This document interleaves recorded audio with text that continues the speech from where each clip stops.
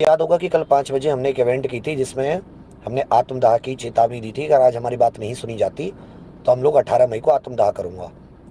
तो वो खबर मतलब सरकार तक पहुंची, वो सारी चीज़ें। तो उन्होंने कल मुझे डिटेन कर लिया। डिटेन मतलब उसको आप सेमी अरेस्ट कह सकते हो, विदाउट अरेस्ट किए अरेस्ट कर लिया। देखो एक बात तो आपको माननी पड़ेगी कि कोई कितना भी बड़ा वो सही, लेकिन जो प्रशासन होता है, जो शासन होता है, जो सरकार होती है, उससे आप मतलब ताकत से नहीं लड़ सकते। उसकी या तो आपको बात सुननी पड़ेगी या उसको प्यार से उसकी उसको समझ के आपको सारी चीज़ें अपनी करनी पड़ेंगी। अब क्या हुआ कि ले आए मुझे थाने ले आए, और थाने लाकर मतलब बुलाया तो इस तरह से था कि बात करेंगे, मगर मैं समझ गया था कि मुझे डिटेन कर रहे हैं कि अब आके बिठा दिया। तो लगभग मेरा ये जो है, मुझे अभी भी लगभग 90 घंटे से ज़्यादा ऊपर हो गया होगा कि मैंने कुछ भी ऐसी कोई चीज़ खाई हो। मैंने सिर्फ पानी पिया है, क्योंकि वो भी पानी भी मैंने दिन किया लगभग 20-22-24 घंटे बाद, जब मुझ पे मेरे होंठ चिपकने लगे और मुझ पे बोला नहीं जा रहा था। क्योंकि अगर आपको धरने पर बैठ रहा है, हमारा अनशन पर बैठ रहा है, तो आपको अंदर जान होनी चाहिए। खाना मैंने अभी भी नहीं खाया है, ये मेरी ईमानदारी है। माता सरस्वती जानती है कि मैंने पिछले दिन कैसे काटे। भूख गर्मी इतनी भयंकर, वहीं लोगों के बीच में बैठा हुआ, कोई किसी से एक्स्ट्रा सुविधा नहीं मांगी। अगर वो नीचे ज़मीन पे बैठे तो ज़मीन पे, वो गद्दे पे बैठे तो गद्दे पे। वो जैसे पहले उनका ख्याल रखा, जितने भी स्टूडेंट आए हुए थे, स्पेशली जो लड़कियां आई हुई थी बहनों का, उनका। क्यों, लड़ाई मेरी नहीं थी, लड़ाई हमेशा से शुरुआत से आपकी थी। मैं तो उसका एक वो था। ये भी लगे कि कोचिंग वाले हैं अपने फ़ायदे, जो नॉन जिनका DBPST पास था उन्होंने भी खूब गाली दी, सबका मतलब चारों तरफ से था। तो हमें पता था कि हम लोग एक सही चीज़ के ऊपर लड़ रहे हैं, और हम लोग इसको सच के साथ, और सच की हमेशा जीत होती है, ये हमने हमेशा पढ़ा है। हमने मुझे उसी पे विश्वास था। ईश्वर की दया देखो कि भूख भी नहीं लगी, मतलब भूख भी ऐसी मर गई कि अभी भी बिल्कुल कुछ खाने का मन नहीं कर रहा है। अभी बस छोटा सा आधा गिलास, एक गिलास जूस पिया है, और कुछ ऐसा नहीं है। तो अब सुनिए पूरी बात। उठा लाए, बोले कि जे अब आप उन्होंने बोला जो अधिकारी लोग थे कि आप ऐसा कर रहे हो और ये सब, और मुकदमा लिख के जेल भेज देंगे, वो सारी चीज़ें जो होती हैं।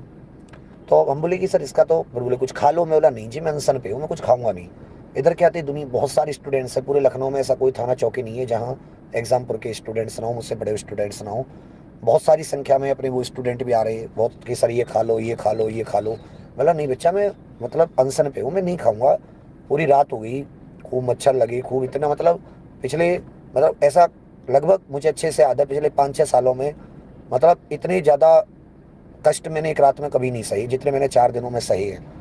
इतने मच्छर, मतलब पूरी रात, और ये सोच रहा कि मैं यहाँ पे थाने में बैठा हूँ, मतलब वो सब। लेकिन मुझे ये था कि इन बच्चों की सच के साथ है, गलती हमारी नहीं है, और हम लोग अपना हक लेकर जाएंगे। समझ रहे हैं ना मेरी बात, है ना। उसके बाद में क्या हुआ कि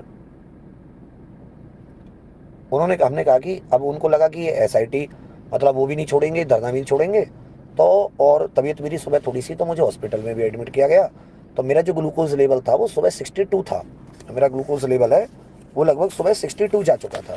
कीटोन नेगेटिव था, कीटोन नेगेटिव था, लेकिन हाँ जो मेरा वो था वो लगभग 62 जा चुका था। फिर मैं बोला मैं खाऊंगा तो नहीं कुछ भी, अब DNS लगाना चाहें तो लगा दें। उन्होंने DNS लगा दी, और DNS से लगभग 1 बजे के करीब, 10 बजे सुबह से एडमिट होके 1 बजे हम लोग बाहर निकले। तो उन्होंने फिर कहा कि ठीक है आपकी भर्ती बोर्ड से बात करा देते हैं, आप अपनी पूरी सबूतों की फाइल लेके चलो। तो मैंने जो कल सबूतों की फाइल लेके बनाई गई थी, मैं और 3 वो लोग जो 21 अप्रैल से बैठे हुए थे। ध्यान दें, मैं बेशक 15 मई को आया हूँ, लेकिन उससे पहले लोग 21 अप्रैल से बैठे हुए थे, जिनमें एक परिहार सर हैं, एक शुभम नाम का लड़का था, और एक सपना मैम नाम की लड़की थी, और एक आदेश थे। 3 लोग और थे, चौथा मैं था। मतलब मैं अकेला नहीं गया, बहुत सारे लोगों को जवाब देना है, तो लास्ट जवाब सुनिएगा मेरा। क्योंकि एक बात तो है कि अगर आप किसी के भी सच के साथ किसी को खड़ा होगे, तो लास्ट में गालियां आपको मिलेंगी, अब नहीं खड़ा होगे तो भी मिलेंगी। ये बात मैंने अपने जीवन में आज उतार ली। समझ रहे हैं। तो क्या हुआ कि हम लोग वहाँ गए बहुत प्रेम से, लगभग 1 घंटा हमारी भर्ती बोर्ड के चेयरमैन से बात हुई। वहाँ भर्ती बोर्ड के अन्य सदस्य भी मौजूद थे। समझे, भर्ती बोर्ड में कई सदस्य होते हैं, वो भी मौजूद थे। पूरे उन्होंने एक एक फाइल का एक एक एविडेंस देखा, और फिर उन्होंने हमारी एक एक समस्या का समाधान करना शुरू किया। जैसे समाधान SIT जांच को लेकर था कि आप SIT जांच, तो 36 के 36,000 बच्चों की SIT जांच होगी। उनका एक एक का कंप्यूटर रेस्पॉन्स लॉग निकाल के वो लोग देख रहे हैं। जिनकी DBPST और रनिंग भी हो गई है वो भी अपने आप को सेव ना मांगे, अगर उन्होंने चोरी करी है तो वो पक्का पकड़े जाएंगे। चाहे वो DBPST के बाद रनिंग भी हो गई हो, तब भी फाइनल में पकड़े, फाइनल रिजल्ट जब ही जारी होगा। दूसरा था कि अगर आपने इन लोगों को डीबीपीएसटी पास करा दिया तो बाकी नॉर्मलाइज में बच्चों का नुकसान हुआ है। तो उनका कहना था कि हमने वैसे भी 4 गुना बच्चे बुलाए, हमने वैसे भी 4 गुना बच्चे बुलाए हैं, और अगर मान लेते उतने बच्चों का नहीं हो पाता है डिबार होके, तो हम लोग एक नई मेरिट लिस्ट भी लगा सकते हैं। हमने मिनिस्ट्रियल एएसआई में नई मेरिट लिस्ट लगाई है। 2 चीज़ हो गई। तीसरी चीज़ जो हमारी एक अहम थी स्कोर कार्ड से रिलेटेड, कि स्कोर कार्ड शुरुआत में जांचा जाए, शुरुआत में दे दिया जाए, स्कोर कार्ड की बात होगी। इस बार स्कोर कार्ड भी वो शुरुआत में देंगे। चौथी चीज़ थी एनएससीआईटी कंपनी के खिलाफ कार्रवाई की जाए, वो चौथी चीज़ भी हो गई। पांचवी चीज़, जो दलाल हैं जितने भी, इन लोगों को पकड़ने के लिए एक विशेष टीमों का गठन होगा, तो उसके लिए वो राजी हो गए कि जितने भी जिलों में ये केस दर्ज हुए हैं वो सारे के सारे एक जगह मतलब इकट्ठे किए जाएंगे मुकदमे, और उनको एक ही जगह वो मुकदमा शुरू होगा उन लोगों पर। तो ये बात भी हो गई, करने के लिए भी मान गए थे। तो कुछ लोग मतलब मुझ पे भड़कने लगे और मतलब मतलब मेरे ही विरोध में और मुर्दाबाद के नारे लगाने लगे, जबकि हम लोग हाई कोर्ट में भी आज रिट की बात हो गई थी। ऐसा नहीं कि हम लोग बैठे थे। आप लोग सोच रहे होंगे कि हम यहाँ पर मतलब हम लोग यहाँ पर हाई कोर्ट की में भी पूरी बात होगी कि चलो अगर ये भर्ती बोर्ड नहीं करता और अभी भी हाई कोर्ट का कुछ भी ऐसा इश्यू आता है तो हम हमेशा साथ, मतलब मैंने अपने पूरे मन से तुम्हारा साथ दिया, अपना सारा सब कुछ छोड़ के अपना यहाँ पे मैं 4 दिन तुम्हारे बीच में आया। मैंने कोई तुमसे सुविधा तो मांगी नहीं, मैंने कोई तुमसे ऐसा तो रहा नहीं, तुमसे कोई ऐसा दो तरफा व्यवहार तो किया नहीं। तुम्हारे बीच में बैठ जाना, तुम्हारे बीच में रहना, खाना ना खाना, वो सब मेरा ऊपर वाला जानता है कि मैंने पिछले 72 80 90 घंटे क्या खाया क्या पिया है। तो मैंने अपनी पूरी ईमानदारी से, और बिकने की बात जैसे कुछ लोग कह रहे हैं बिक गए, मुझे किस चीज़ में खरीदोगे, किस चीज़ में खरीदोगे, क्यों क्यों कोई खरीद सकता है। तो कुछ भी नहीं है, बहुत प्रेम से वो लोग हमसे बात किए, सारी बातें मांगी। और जो ये एसआईटी की बात है ये वो वेबसाइट पर पब्लिश कर रहे हैं। अगर चेयरमैन ये बोला है वहाँ 10 लोगों के सामने कि हम लोग पब्लिश कर रहे हैं, तो वो उसको पब्लिश कर रहे हैं। पूरी 36,000 के कंप्यूटर रेस्पॉन्स लॉग, जो लड़कियाँ फेस 1 में क्वालिफाई हुई हैं उनमें जिसके हाई मार्क्स से परेशान मत हुई, वो सारी फाइनल से बाहर होंगी और वो सारी की सारी जेल भेजी जाएंगी। गैंगस्टर का उन पे मुकदमा लगाने की बात होगी, गैंगस्टर का मुकदमा लगाया जाएगा। आप लोगों को अपने कोई सलाह कुछ मशवरा देना हो तो बोर्ड उसके लिए भी राजी है कि हम एक ऐसा डेस्क बना देते हैं, वहाँ पे आप सबमिट करा सकते हैं। आपको मेरी बात पे नहीं हो तो आप खुद जाके एक बार मिल सकते हैं। ये तो हो गया यहाँ तक का। अब एक बात जो बहुत अहम है, अब जब हम निकले तो लोग बताओ मेरी गाड़ी के आगे आगे वो लोग जो आज आए हैं, आज भी मतलब एक दिन में उनको सब कुछ चाहिए। 4 दिन जब आदमी भूखे प्यासे यहाँ पे, और उनका सोचो जो 21 अप्रैल से मर रहे थे, 21 अप्रैल से यहाँ पे बच्चे थे, तो इसका मतलब क्या हुआ कि वो तो सब बेवकूफ़ हो गए। मतलब अगर ये हो कि हाँ, तब तो बहुत ज़्यादा, मतलब ये तो फिर तो कोई बात ही नहीं बनी ना, फिर तो तुम किसी पे विश्वास ही नहीं करोगे। जिस बंदे को तुमने कहा कि सर आप आइए आप लीड कीजिए, मैंने लीड किया, और उसी बंदे पर आपने बिल्कुल ईमानदारी से उसने सब कुछ किया और उसी पे आपने इल्ज़ाम लगा दिया, वेग सर तो बिक गए और वेग सर तो बेईमान है, तो भाई फिर क्या ही रह गया ज़िंदगी में। मैं तो आज मेरे तो पैरों के तले ज़मीन खिसक गई। मुझे तो यकीन ही नहीं था कि मैं स्टूडेंट के मुंह से उसके लिए 4 दिन भूखे रह के प्यासे रह के पागलों की तरह। और मैं फिर से एक बात कह रहा हूँ कि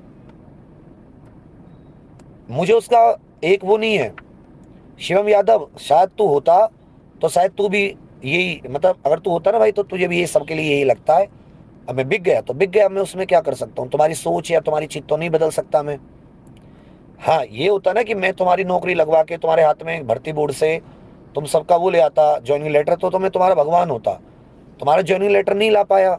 जो मांग थी वो मांग तुम्हें स्पष्ट रूप से पहले दिन से बताई थी, और उन पर सारे का सारा कार्रवाई करने के लिए भर्ती बोर्ड रेडी है। अब की नहीं जी डीवी ये सब कर दो वो कर दो, तो वो तो आपके पास फिर भी ऑप्शन है, आप कर लीजिए। 21 अप्रैल से वो बच्चे रुके हुए थे, 15 से हम रुके हुए हैं। तो शिवम जी आप रुक जाइए, कोई 1 मिनट का प्रेशर नहीं था। मैं 1 मिनट थाने में नहीं टूटा, 1 मिनट जैसे बोलते हैं। एक ही बात थी, या तो चेयरमैन साहब से हमारी बात कराई जाए, और कम से कम 1 घंटे बात हुई है, 1 घंटे। और अकेला नहीं था मैं, 3 लोग और मौजूद थे वहां पे आंदोलनकारियों की ओर से। 4-5 वहां पे जबरदस्त थे, चेयर सर थे, एक एडीसीपी साहब थे, एक दरोगा जी थे, एक और व्यक्ति थे। कम से कम 12 लोगों के बीच में बात है। कैसे किसी ने डरा के धमका के थोड़ी ना, डरा के धमका के थोड़ी ना। अब तुम क्या है, अब देखो यहाँ पे 2 चीजें हो गई। डीबीपीएसटी जिनके हो गए तो उनके लिए तुम्हें जीवन भर बुरा हो ही गया। सच्चाई के लिए लड़ा, सच्चाई के लिए जीत कर भी आए, और आज में उनके लिए भी बुरा हो गया कि जिनके लिए मैंने लड़ाई लड़ी। तो आप सभी का बहुत थैंक यू। मुझे एक बहुत बड़ा सबक मिला है लाइफ में। एक बहुत बड़ी सीख मिली है कि सच्चाई का रास्ता चुनना, उस पर चलना, और उसके बारे में फिर आपको ये देखना कि सारे के सारे लोग